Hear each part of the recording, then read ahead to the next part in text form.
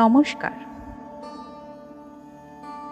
Bengali story এতদিন আপনাদের শুনিয়ে এসেছে ভয় সিরিজের গল্প।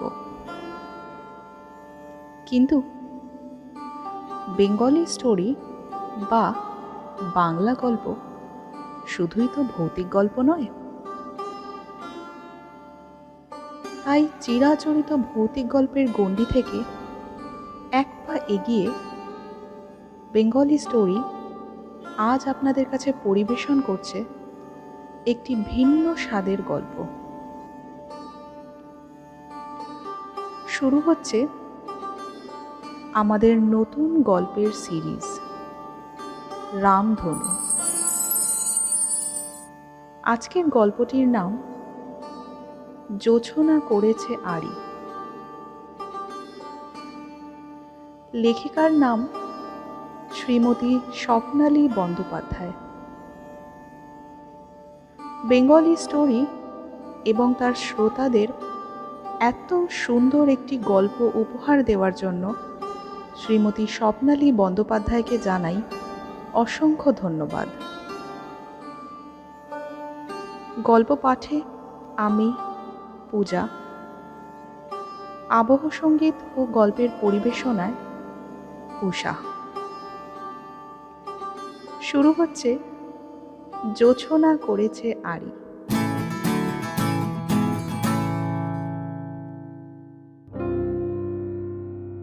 দিল্লির মঞ্জুরি অ্যাপার্টমেন্টের 5 তলার খবর কেউ জানতে পারে না। এমনকি প্রতিবেশীরাও কোনো মানুষজন দেখতে পায় না। মাঝে মাঝে একজন ধুতি পরা মধ্যবয়স্ক লোককে দেখা যায় বাজার হাট করতে। তাও সে এত গম্ভীর থাকে যে তাকে কেউ কিচ্ছু জিজ্ঞাসা করতে দ্বিধা বোধ করে। ওই ফ্ল্যাটের আশেপাশে সবসময় একটা অস্বাভাবিক নৈঃশব্দ বিরাজ করে। শুধুমাত্র গভীর রাতে সেখানে থমথমে নিস্তব্ধতার মাঝে কিছু অনুরণন অনুভব করা যায়। মাঝে মাঝে শোনা যায় কিছু সম্মোহনী সুর। পূর্ণিমার রাতে কান পাতলে অপূর্ব সুরের মূর্ছনা শোনা যায়। বিষ্ণুপুরের হরিনাথ দেবের মেয়ে সুন্দরী পুটিরানীর বিয়ে হলো চাটুজ্জে বাড়ির বিনোদের সাথে, বৈষ্ণব মতে। ভালোবাসার বিয়ে, জাতেও ছোট। তাই বাড়িতে স্থান না পাওয়ায় কলকাতার পাথুরিয়া ঘাটে বাড়ি ভাড়া নিল। ভালোই সংসার চলছিল। কাছেই এক মারোয়ারির দোকানে হিসাব লেখার কাজ। ছন্দপতন ঘটল বিনোদের কর্কট রোগ ধরা পড়াতে। অনেক শুভাকাঙ্ক্ষী তখন সুন্দরী পুটিরানীর আশেপাশে আবর্তিত হতে থাকল। বেশি দিন বিনোদ আর বাঁচল না। খুব তাড়াতাড়ি পরলোকধামে যাত্রা করল। বেচারা অশিক্ষিত পুটি আর কোনো পথ দেখতে না পেয়ে অচিরেই ধনী প্রতিবেশী বটকৃষ্ণ লাহার আশ্রিতা হয়ে উঠল।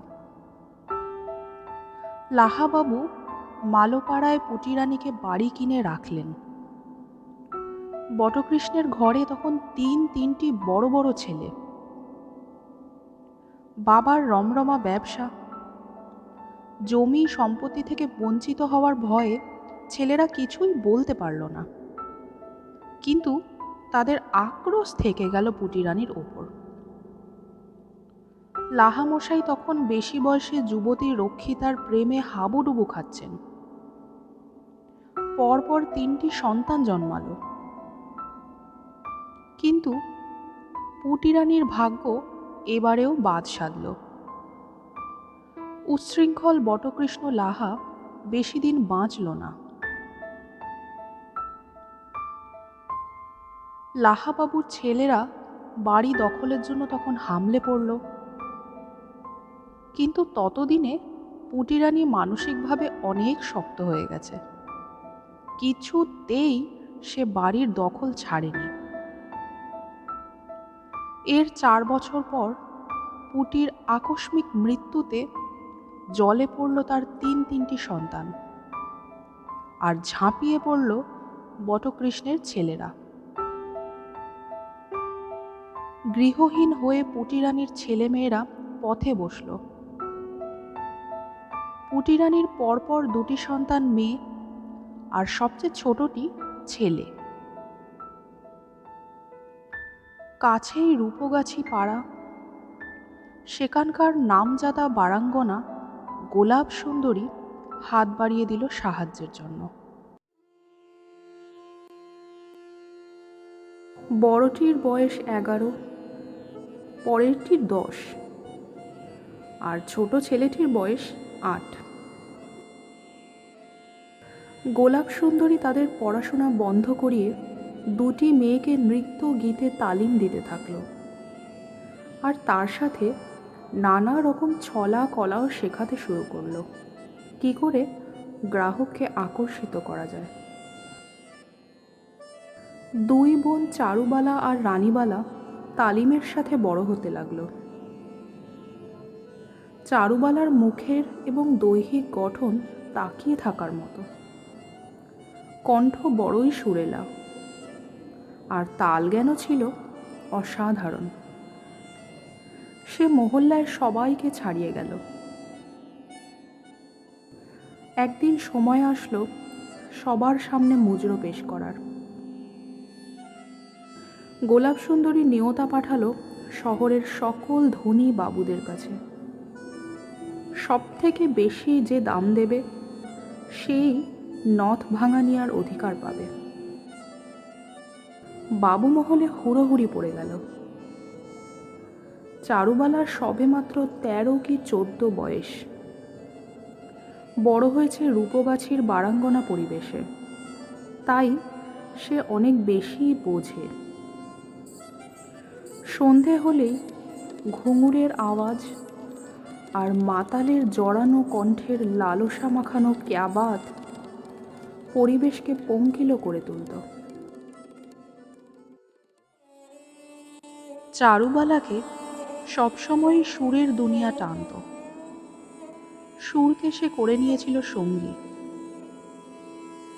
ঈশ্বর প্রদত্ত সুকণ্ঠের অধিকারিণী হয়েই সে জন্মেছিল।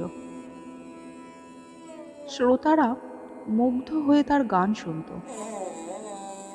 তন্বী লাবণ্যময়ী চারুবালার প্রতিভা মূলত মাধুর্যে, বিষণ্ণতায়, রাগ প্রধান গীতে।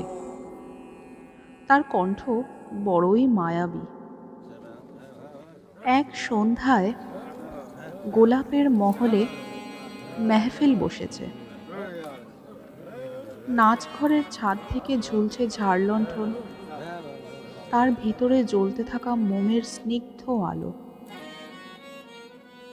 4 দেওয়াল থেকে বাতির বিচ্ছুরণ ঘরকে করে তুলেছে মোহময়। মেঝেতে পাতা রয়েছে পারস্যের লাল গালিচা। জানলায় রেশমের পর্দা। ঘরের 3 দিক ঘিরে সাদা কাপড়ে মোড়া ফরাশ আর তাকিয়া। ঘরের কোনায় কোনায় টেবিলে রূপোর পিকদানি।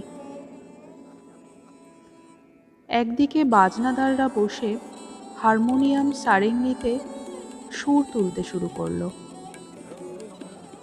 তার সাথে সাথেই 2-1 করে বাবুরা এসে বসলো।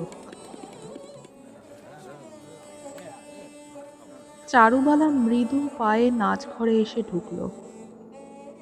তার পরনে জামিনী রঙের আনারকলি। হাঁটার তালে তালে দুলতে থাকা কোমরের পৈছা তাকে আরও মোহময় করে তুলেছে। নাকের বড় নথটা তার তাম্বুল রঙের রাঙানো ঠোঁট ছুঁয়ে আছে।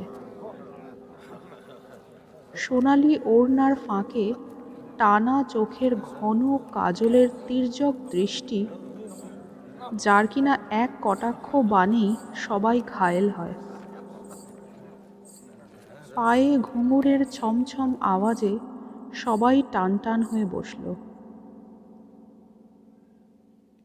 এক এক দিন সে এক এক রকম গানের সুর ছড়ায়। উচ্চাঙ্গ, গজল, টাপ্পা, ঠুমরি সবেরই তালিম নেওয়া রয়েছে চারুবালার। খুব তাড়াতাড়ি সে সব কিছু করায়ত্ত করেছে। সুরের মায়াজাল একটু একটু করে নাচ মহলে ছড়িয়ে পড়েছে, তার সাথে ঘুঙুরের বোল। রাখোহারি তখন রূপোর ট্রেতে শরাব পরিবেশনে ব্যস্ত। এমন সময় ঘরে ঢোকে কোতালপুরের জমিদারের ছেলে বীরেন্দ্র প্রতাপ। সুরের মায়াজালের টানে সে নিচ থেকে ওপরে উঠে এসেছে। তার কথা ছিল তরঙ্গিনীর ঘরে যাওয়ার। চারুবালা তখন গান ধরেছে। মোহজালে আচ্ছন্ন তখন নাচমহল। চারুবালার গান শেষ হতেই বীরেন্দ্র গান ধরে।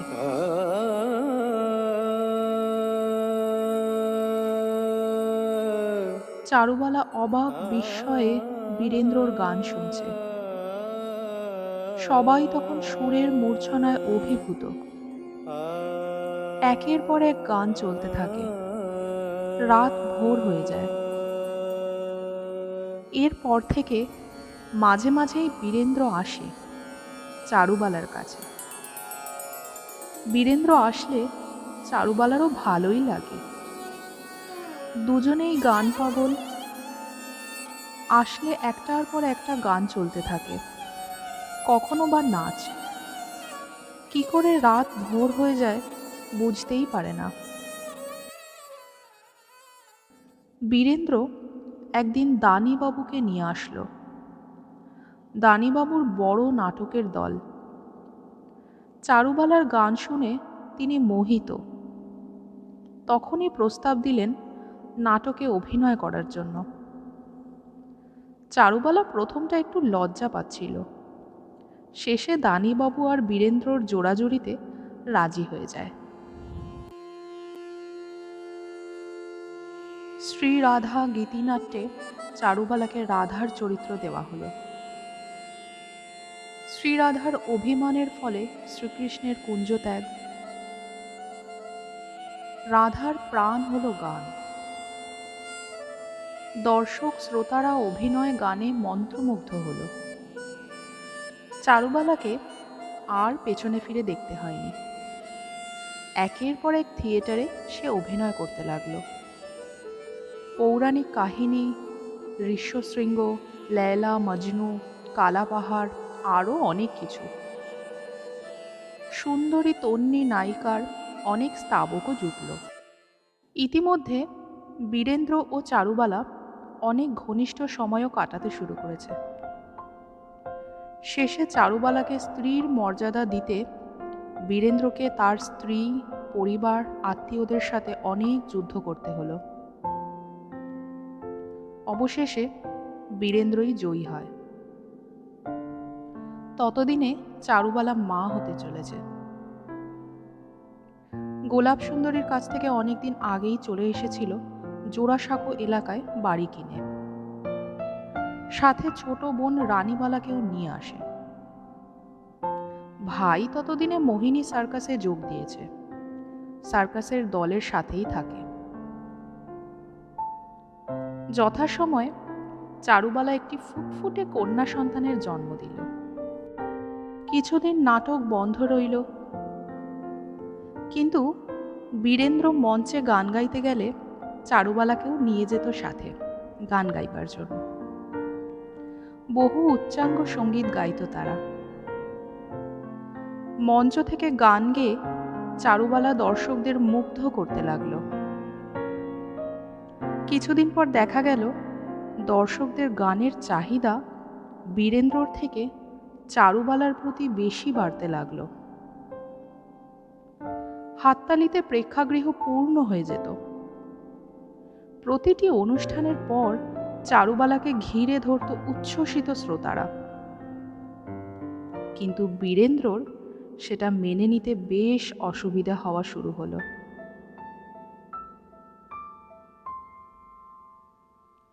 ধীরে ধীরে তাদের মধ্যে ব্যবধান স্পষ্ট হয়ে ওঠে, ব্যক্তিগত ও সাংসারিক জীবনেও। একসময় এই ব্যবধান বিচ্ছেদের পর্যায়ে চলে গেল, কিন্তু তার জন্য চারুবালার বোন রানীবালাও কিছুটা দায়ী। ক্ষেমাঙ্গিনী ছিল চারুবালার সব সময়ের সাথী। খেমি দেখাশোনা করে চারুবালার এবং তার মেয়ে মঞ্জরীর। খেমি বিধবা নিঃসন্তান নারী, তাই মন প্রাণ ঢেলে চারুবালার সেবা করে। মঞ্জরীকে সে নিজের সন্তানের মতো ভাবে। রাতে চারুবালার কাছে মেয়ে ঘুমিয়ে পড়লে খেমি তার ঘরে মঞ্জরীকে নিয়ে আসে, সারাদিনের পরিশ্রান্ত চারুবালা যাতে একান্তে বীরেন্দ্রর সাথে সময় কাটাতে পারে। কিন্তু মধুর সময় আজ আর নেই। এমনিতে চারুবালা রাতে ওষুধ খেয়ে ঘুমায়। কিছুদিন যাবৎ খেমির কথার উপর ভিত্তি করে তার সন্দেহ হতে থাকে রানীবালার উপর। সেদিন সত্যতা যাচাই করার জন্য রাতে চারুবালা ওষুধ না খেয়েই শুয়ে পড়ে। একটু তন্দ্রা মতো এসেছিল, হঠাৎ জেগে যায়। রাত গভীর, বীরেন্দ্র বিছানায় নেই। ধীরে ধীরে ঘর থেকে বের হয়ে করিডোর ধরে হাঁটতে থাকে। রানীবালার ঘর থেকে হালকা আলো আসছে দেখে সেদিকে এগোয়। দরজা ঠেলতেই খুলে যায়। বীরেন্দ্র এবং রানীবালা দুজনকেই বিছানায় নগ্ন অবস্থাতে দেখে চারুবালা। স্বামী ও বোনের সাথে সেটাই তার শেষ দেখা। পরদিন মঞ্জরী আর খেমিকে নিয়ে সে গোলাপ সুন্দরীর কাছে গিয়ে ওঠে।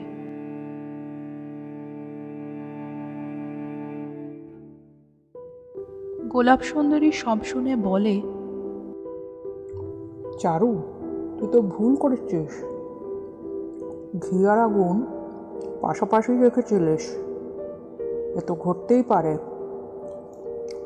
যাওয়ার সময় তোকে পই পই করে বলেছিলাম, ওরে রানীকে নিস নে, এখানেই নাচ গান করুক। তুই শুনলি নে, এবার মা। কিন্তু মাসি, বিশ্বাস বলে কি কিছুই নেই? না, আমাদের লাইনে বিশ্বাস বলে কিছু নেই। পুরুষ জাতি ভ্রমর জাতি। এখন এখানেই থাক, আবার মজরা শুরু কর। পুরানো বাবুরা এখনো তোর খোঁজ করে। বাজনাদের তো ছুটি দিয়ে দিয়েছি। আমার এখন সে বয়সও নেই। এই লাইনে এখন সব নতুন নতুন মেয়েরা আসছে। ভুতু বাবুকে খবর দিই আর বাজনাদেরও আসতে বলি। নাচমহলটা তুই যেমন রেখে গেছিলিস তেমনই আছে।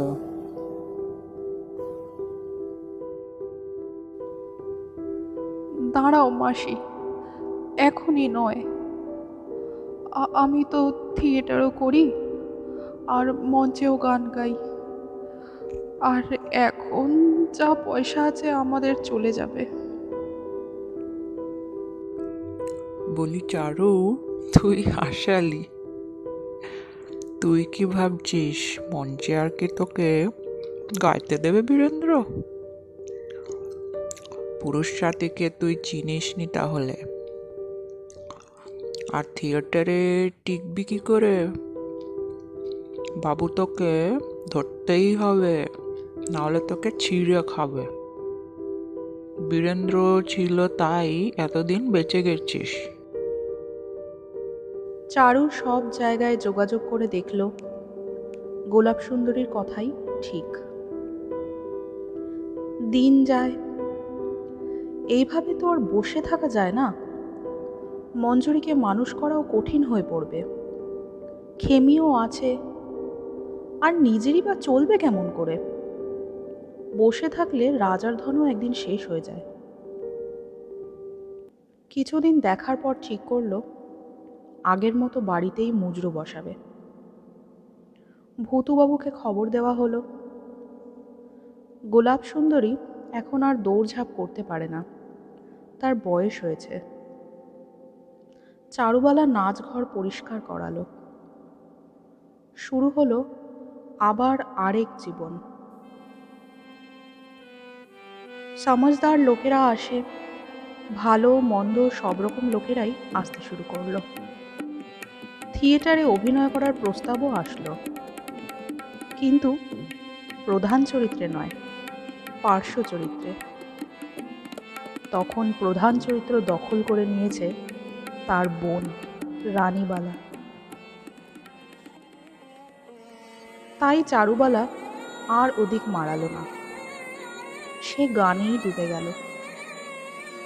কোনো কোনো সময় খুব দাপুটে রইস আদমি আসলে তার সাথে বজরাতেও যেতে হতো, সেখানেও বসতো মেহফিল।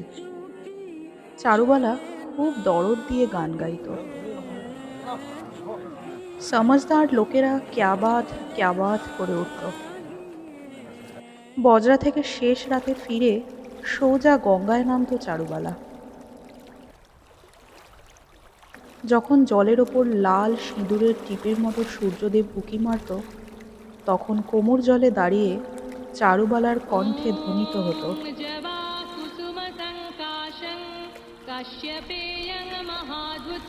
প্রকৃতি তখন স্তব্ধ হয়ে চারুবালার স্তোত্র শুনত।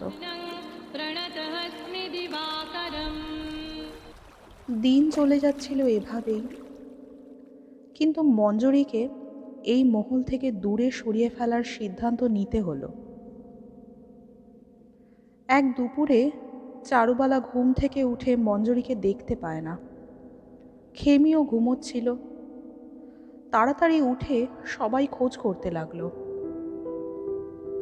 চারুবালা দেখে নাচঘরের মাঝখানে চারুবালারই একটি ওড়না মাথায় দিয়ে পায়ে ঘুঙুর বাঁধার চেষ্টা করছে মঞ্জরী।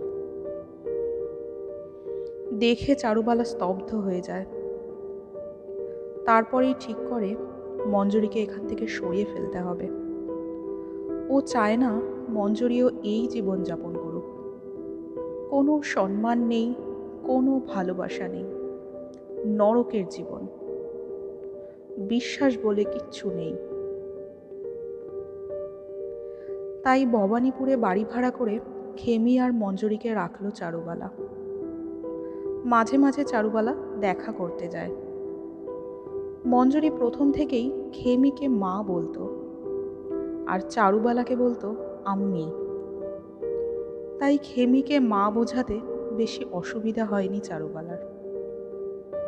একটু বড় হতে বেথুনে ভর্তি করে দিল, আর অভিভাবক হলো চারুবালা। সম্পর্ক দেখালো মাসি।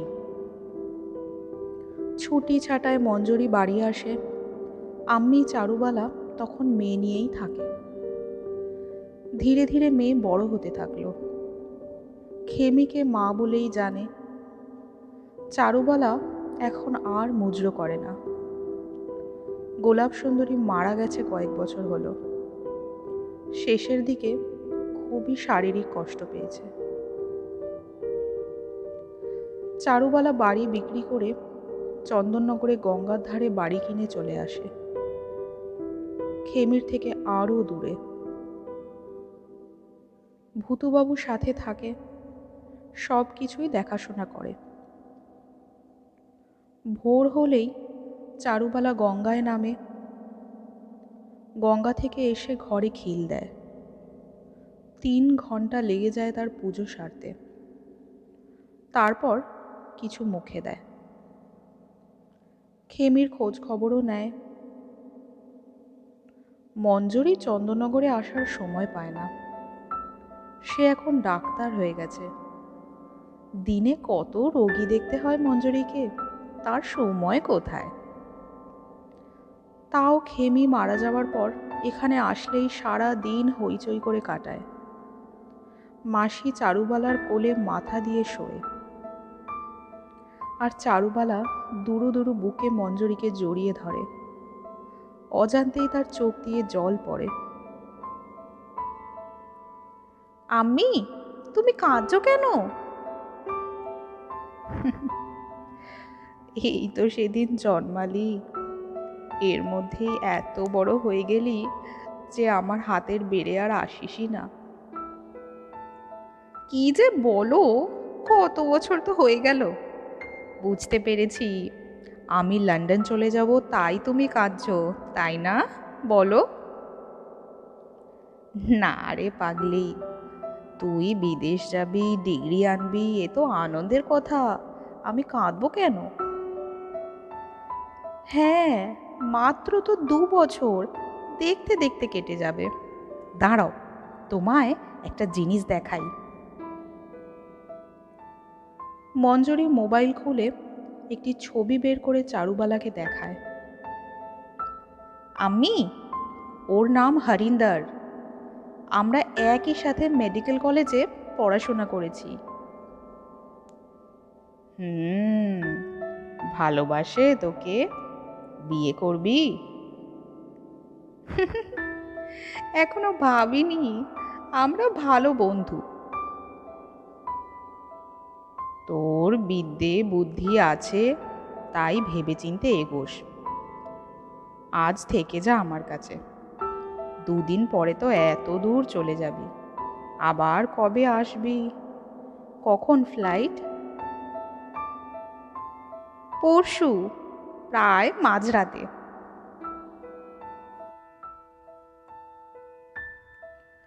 নিঝুম রাত, ঘরে নীলাভ আলো জ্বলছে।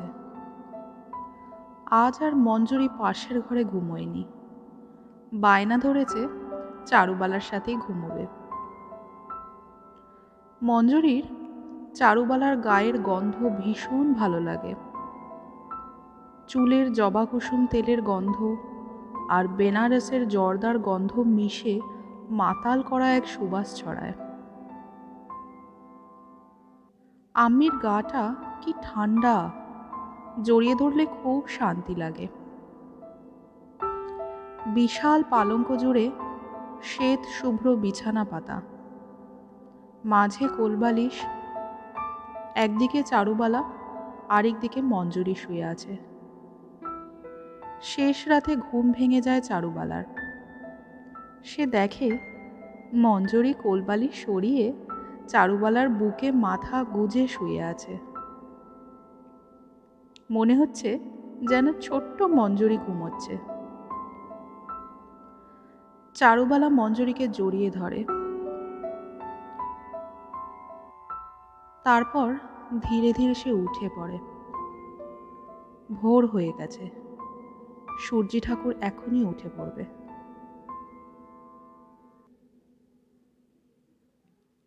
চারুবালা অনেক কিছুই মান্দাকে দিয়ে বানিয়েছিল, কিন্তু কিছুই যে ওই দেশে সে নিয়ে যেতে পারবে না। তাই শুধু চারুবালার একটা শাড়ি মঞ্জরি নিয়ে গেছে। চলে যাওয়ার সময় মঞ্জরি আর চারুবালা দুজনেরই চোখে জল।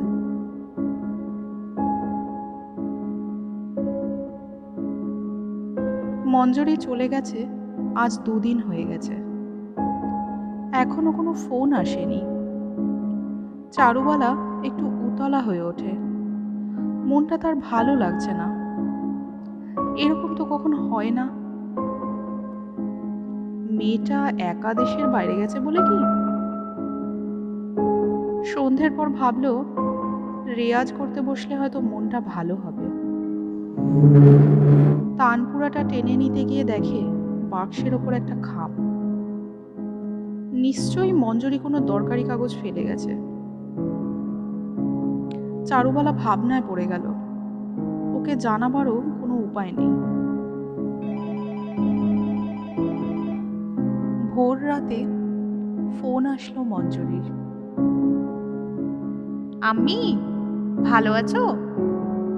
আমি এখানে ঠিকঠাক মতোই পৌঁছেছি, ফোনের অসুবিধার জন্য জানাতে পারিনি। এই দুদিন একটু ব্যস্ত ছিলাম। তুমি তো শেষ রাতে উঠে পড়ো, তাই এখন ফোন করলাম। আমি আর কিছুক্ষণ পরেই তৈরি হয়ে বেরোবো। মঞ্জুরি মা, তুই একটা দরকারি কাগজ আমার বাড়িতে ফেলে গেছিস। আমি ওটা তোমাকে দিয়ে এসেছি, তোমাকে লেখা।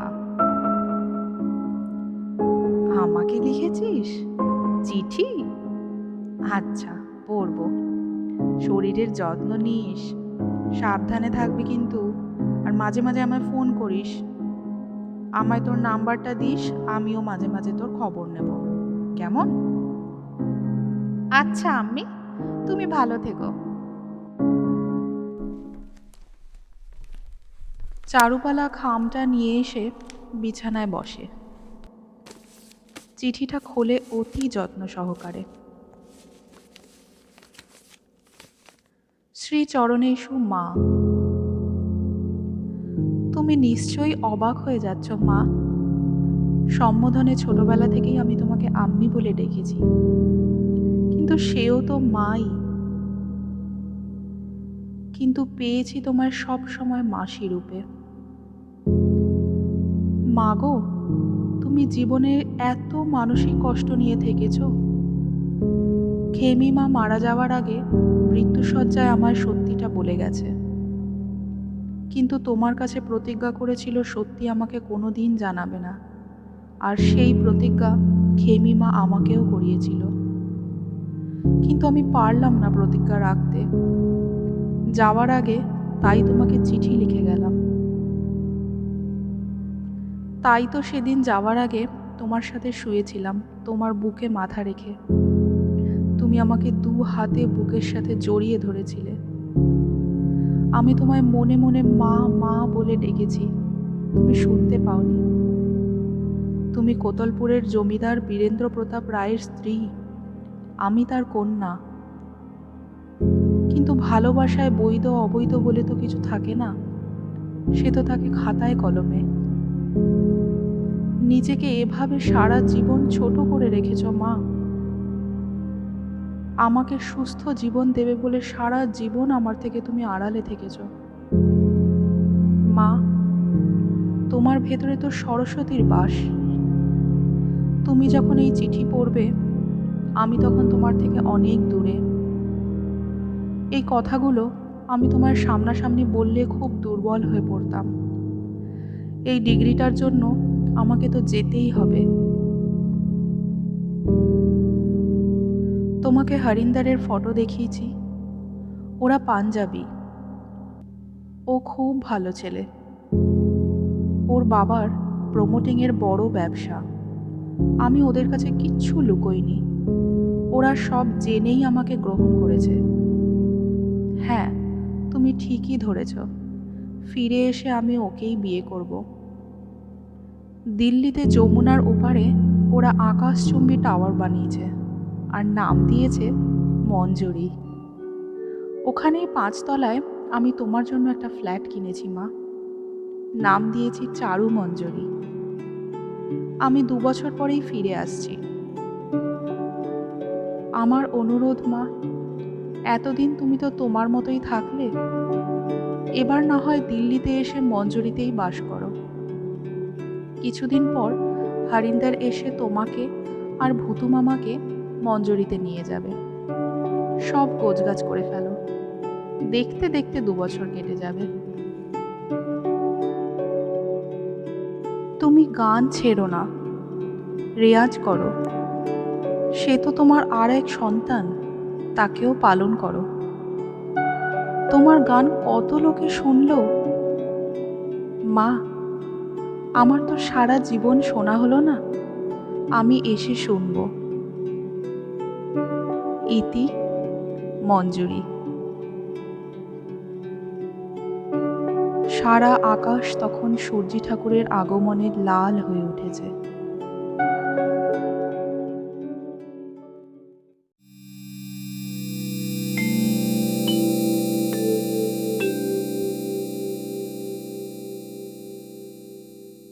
শুনছিলেন লেখিকা স্বপ্নালী বন্দ্যোপাধ্যায়ের লেখা জোছনা করেছে আড়ি। আরও রোমাঞ্চকর গল্প নিয়ে আমরা হাজির হব আপনাদের কাছে। শুনতে হলে অবশ্যই সাবস্ক্রাইব করুন আমাদের চ্যানেল বেঙ্গলি স্টোরি। ভালো থাকবেন, সুস্থ থাকবেন। নমস্কার।